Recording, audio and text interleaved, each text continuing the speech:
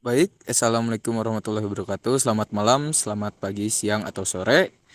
Perkenalkan, kami dari kelompok Satu Harapan yang akan mempresentasikan tentang usaha burung lovebird atau agapornis. Dengan saya sendiri, Alon Akmal Hermawan dengan NPM 20.011018.0213. Lalu ada teman saya, Deriano Nur Syahban dengan NPM 20.011018.0304. Dan ada Dias Hanif dengan NPM 20.011018.0068.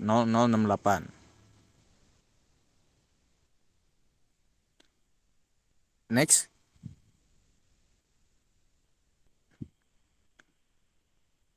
Nah, lovebird. Saya akan mempresentasikan tentang morfologinya.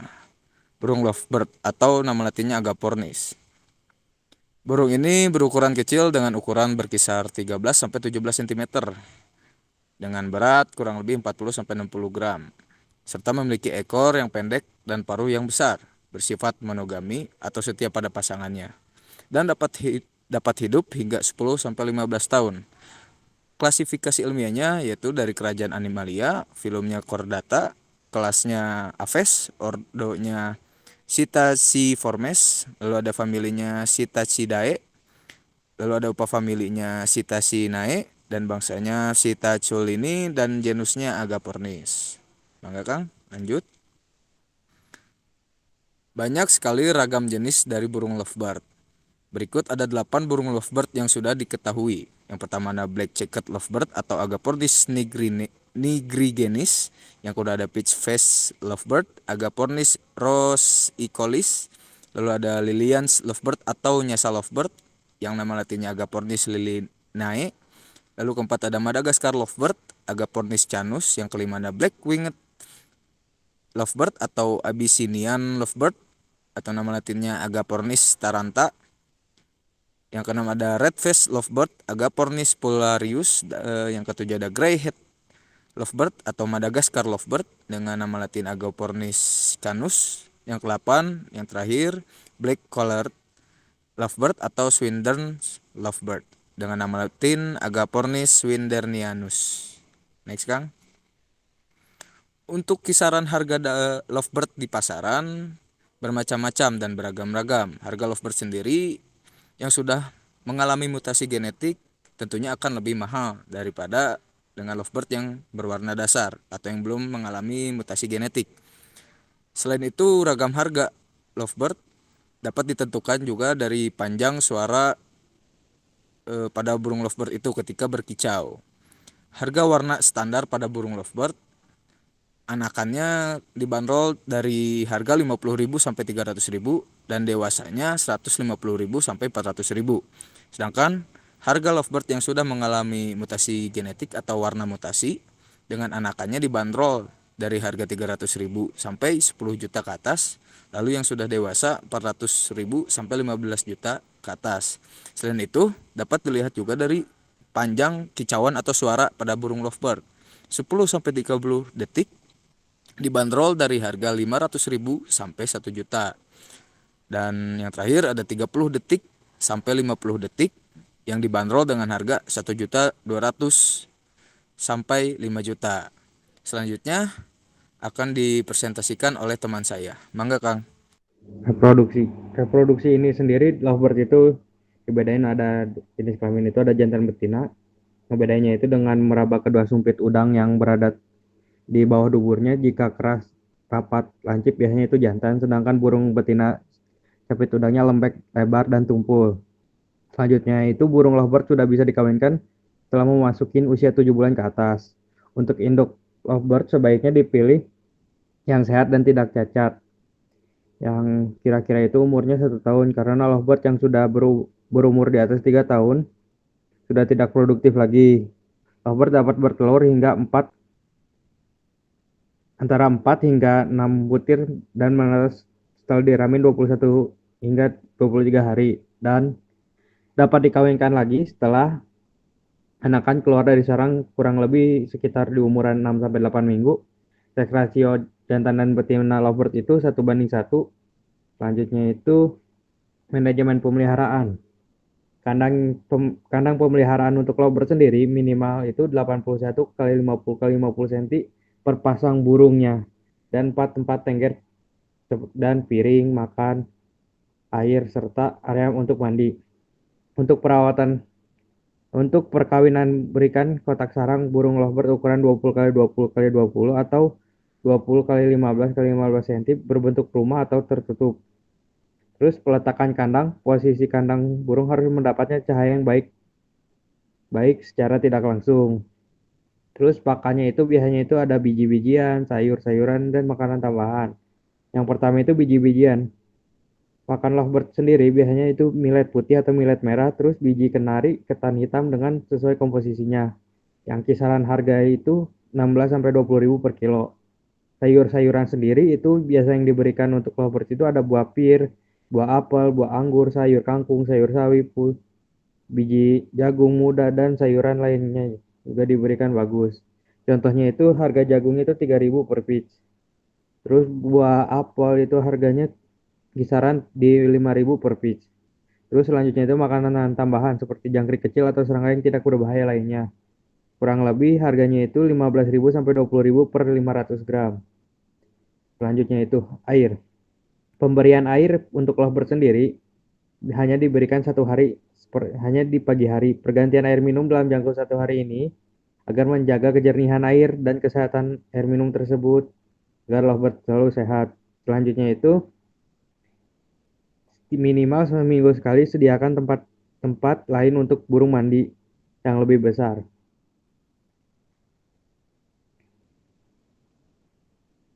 Terus ada penyakit-penyakit lovebird yang sering terjadi pada lovebird, snot atau penyakit mata. Snot atau biasa disebut infeksius korzia merupakan penyakit yang sangat sering menyerang unggas. Penyakit snot adalah gangguan pernapasan yang disebabkan oleh bakteri Haemophilus paraginarum. Bakteri ini mempunyai bentuk batang pendek, tercap polar, non-motil, tidak berbentuk spora, dan fakultatif anaerob. Pengobatannya itu biasanya bisa tradisional, bisa dengan obat yang tinggal beli. Untuk yang tradisional itu siapkan 3 lembar daun sirih merah yang sudah dicuci bersih, kemudian diremas sampai halus. Kemasan halus ini dipencet hingga keluar airnya.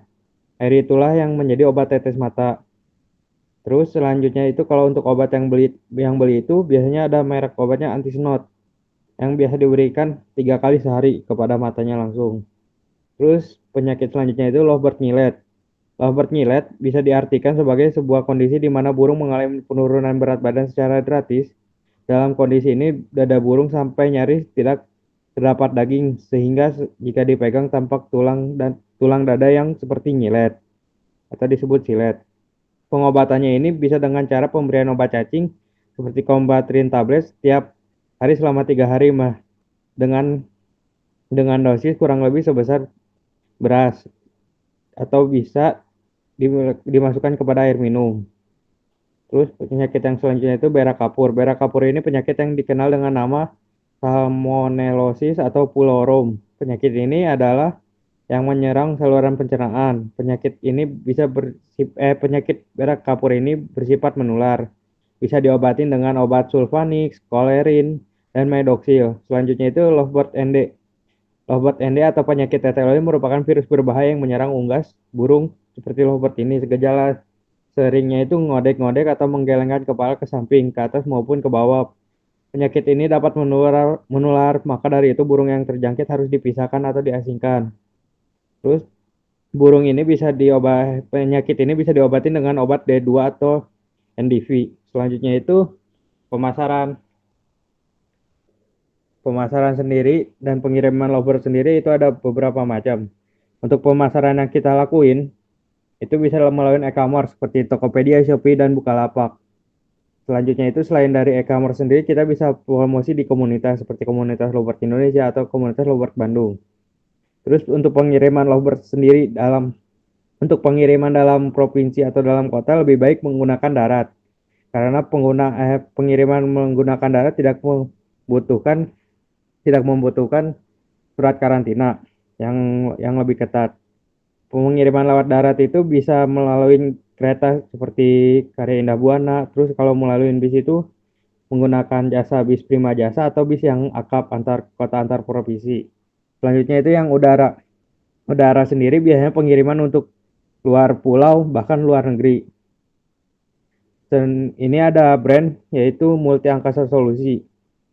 Multi Angkasa Solusi ini bisa mengirimkan lovebird hingga ke luar negeri dengan catatan harus ada surat karantina dan minimal di karantina selama 7 hari. Selanjutnya akan dijelaskan oleh saudara Hanif. Ya, terima kasih sebelumnya kepada Dery yang telah memberikan waktu kepada saya. Izinkan saya memperkenalkan diri kembali kepada audiens. Perkenalkan, nama saya Dias Hanif dengan NPM 6 digit terakhir saya 180068. Di sini saya sebagai pembicara akan menjelaskan mengenai koefisien geoteknis serta analisis ekonomi dari breed lovebird agapornis. Yang pertama di sini ada koefisien geoteknis. Nah, koefisiennya ini ada umur produksinya, lama waktunya 3 bulan, umur layak indukannya 1 tahun, umur tetasnya 21 hari, umur pejantan kurang lebih 1 tahun, umur pertama bertelur 1 tahun, umur sapi seminggu. Mangga, boleh dilanjut operator. Oke, kemudian ada seks rasionya antar jantan dan betina 1:1, dan untuk mortalitasnya 3-5%, dan fertilitasnya 80%, telur fertil atau telur yang dibuahi oleh pejantan 70-80%, dan sisanya itu yang 20-30% itu mortalitas atau telur infertil yang tidak terbuahi. Kemudian ada daya hidupnya. Daya hidup lovebird ini sendiri cukup struggle 95-97% di lingkungannya, karena biasanya mereka hidup di gedung-gedung. Kalau di luar negeri bisa dilihat di gedung-gedung mereka bisa tahan tidak makan, dalam artian dia tidak makan doang dan berani puasa gitu. Puasanya itu 5-7 hari mereka bisa tanpa makan, hanya minum doang. Kemudian ada produksi telur, per siklusnya 3-6 butir. Kang, boleh dilanjut. Nah, ini biaya depresiasi untuk 100 pasang lovebird atau 200 ekor ya. Yang pertama ada jenis asetnya bangunan, instalasi listrik dan air. Harga awalnya 90 juta. Nilai sisa asetnya 45 juta. Usia ekonomis dari bangunannya perkiraan 10 tahun. Saya ngambil 10 tahun karena bangunannya menggunakan semen dan bahan-bahan yang awet. Kemudian biaya depresiasinya per tahunnya 4.500.000, biaya depresiasi per bulan 375.000. Kemudian ada yang kedua, meja dan kursi. Meja dan kursi harga awalnya 4 juta, nilai sisa asetnya 2 juta. Usia ekonomi 10 tahun. Biaya depresiasi per tahun 200.000. Biaya depresiasi per bulan 16.666,67. Kemudian jenis aset yang selanjutnya kandang baterai yang harga awalnya 35 juta, nilai sisa asetnya 17.500.000. Kemudian usia ekonomisnya 4 tahunan. Biaya depresiasi per tahunnya 4.375.000 dan biaya depresiasi per bulan 364.583,33. Kemudian ada kandang polier. Kandang polier harga awalnya 2.500.000, nilai sisa asetnya 1.250.000. Usia ekonomisnya 4 tahun, biaya depresiasi sama biaya depresiasi per bulannya bisa dilihat. Nah, untuk ke bawahnya ada kandang kecil, glodok, gayung, sapu, sekrup pembersih, jaring penangkap. Nah, yang 10 barang ini bisa dilihat harga awalnya, nilai sisa asetnya, usia ekonomisnya, biaya depresiasi per tahun, biaya depresiasi per bulan. Kenapa usia ekonomisnya tidak disamakan? Karena kita melihat barang-barangnya dari bahan apa. Nah, kalau bahan-bahannya tersebut bukan dari unsur biologis, kemungkinan mereka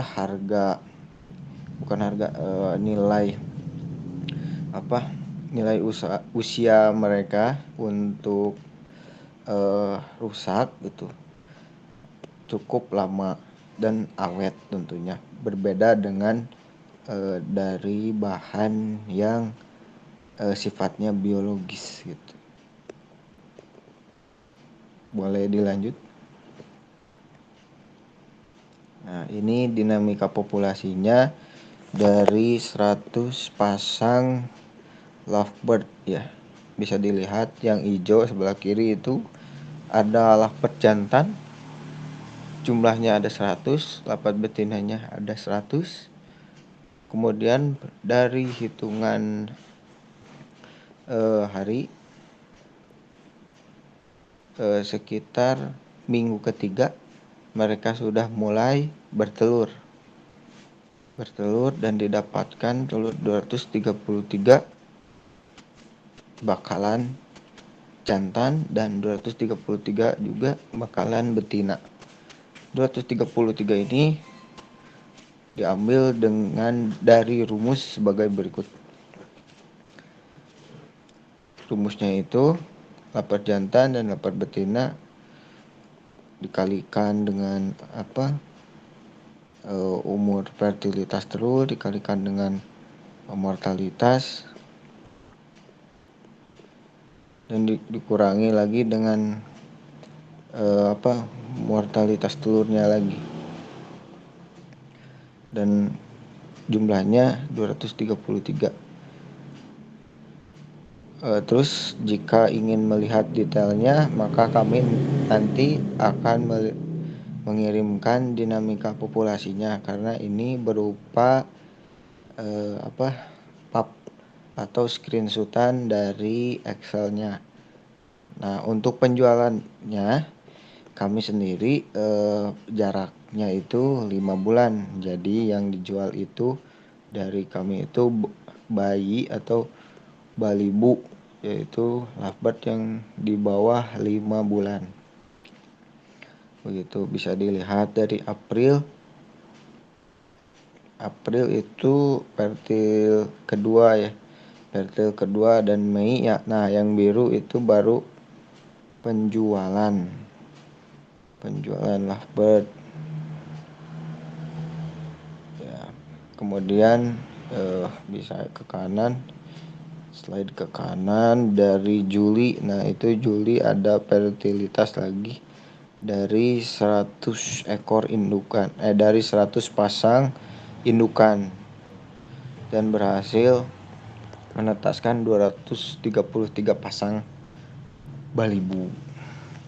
Nah, untuk sapihannya sendiri karena kami tidak memakai hand feeding, karena kan dari koefisien yang slide sebelumnya saya lihat kan 2 minggu, dan ini kami memberikan jarak 2 bulanan ya, 2 bulanan. Kenapa kami mengambil 2 bulanan, tidak mengambil dari koefisien yang tadi slide sebelumnya?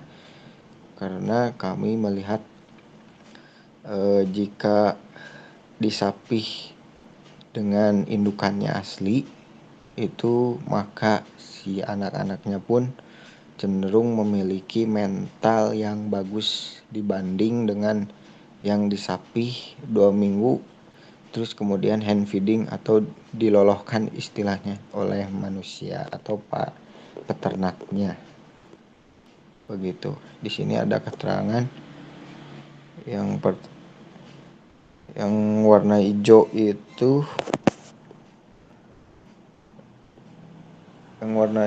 indukan 100 pasang. Kemudian yang warna merah itu indukannya 100 pasang lagi.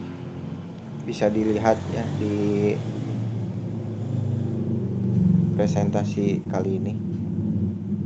Kemudian dilanjut aja Kang. Oke. Ini kemudian ada analisa ekonominya. Yang pertama kita lihat dari net cost benefit per 5 bulan. Per 5 bulan ini bisa didapatkan 279.600.000 rupiah. Cukup besar. Terus periode tahun kedua ini nominalnya bisa dilihat ya, periode ketiga juga sama, periode keempat juga sama. Terus bisa dilihat dengan jelas periode yang kedua sama yang ketiga ini nilainya sama ya, sebesar 139.800.000. Kenapa sama? Karena periode ini ada masa transisi dari indukan yang pertama ke indukan yang kedua.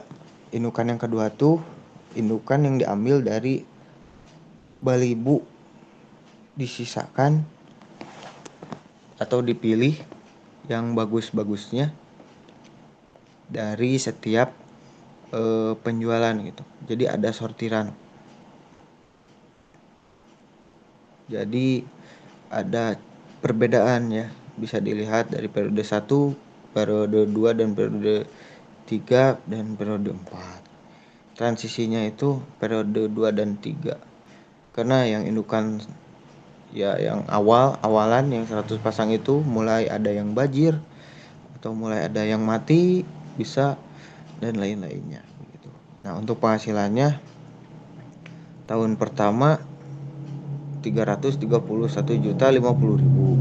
Terus tahun yang kedua itu penjualan lovebird balibu 513.578.500 rupiah. Terus kemudian ada yang tahun ketiga sebesar 1.320.995.000. Semakin besar ya. Ternyata beternak lovebird juga bisa mendatangkan uang gitu. Nah, untuk pengeluarannya sendiri nih ada biaya langsung, yaitu biaya operasional seperti listrik, bangunan, tenaga kerja gitu.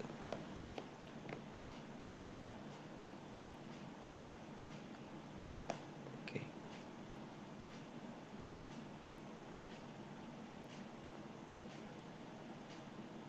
Baik, Cross mungkin connecting. ada gangguan.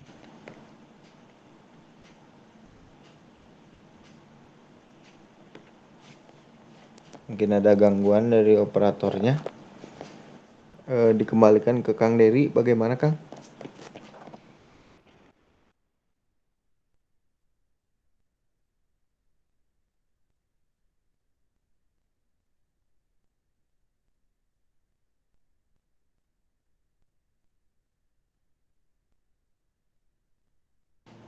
Oke, sudah nampak kembali. Saya lanjutkan kembali. Biaya operasionalnya 62.460.000. Kemudian tahun kedua 68.706.000. Kemudian yang tahun ketiganya 74.952.000. Kemudian ada pengambilan pinjaman dan bunga sebesar, bisa dilihat yang tahun pertama ada 56.006.544. Kemudian yang tahun kedua juga sama, ada kenaikan yaitu sebesar 60.000 jadi 56.066.544 rupiah. Kemudian yang tahun ketiga yaitu 56.066.544 rupiah. Kemudian ada yang pajak penghasilan ya. Pajak penghasilannya ini kami yang tahun pertama mengambil 25%, yang tahun keduanya 30%, dan tahun ketiga 30%. Bisa dilihat nominal rupiahnya. Kemudian ada proset atau jumlah keuntungan per tahun. Jumlah keuntungan per tahunnya Jumlahnya itu ada 129.760.956 rupiah. Kemudian yang tahun kedua yaitu nominal rupiahnya 234.732.406 rupiah. Kemudian yang tahun ketiga ini mengalami lonjakan tinggi yaitu 793.677.956 rupiah. Nah, kemudian di sini ada juga tabel 3 tahun yang pertama, tahun kedua, ketiga yang berisi tentang NPP. NPP ini bisa disingkat menjadi singkatannya Net Present Value ya. Net Present Value ini merupakan selisih antara pengeluaran sama pemasukan yang telah didiskon. Nah, untuk diskonnya sendiri kami mengambil 21%. Ya betul, 21%.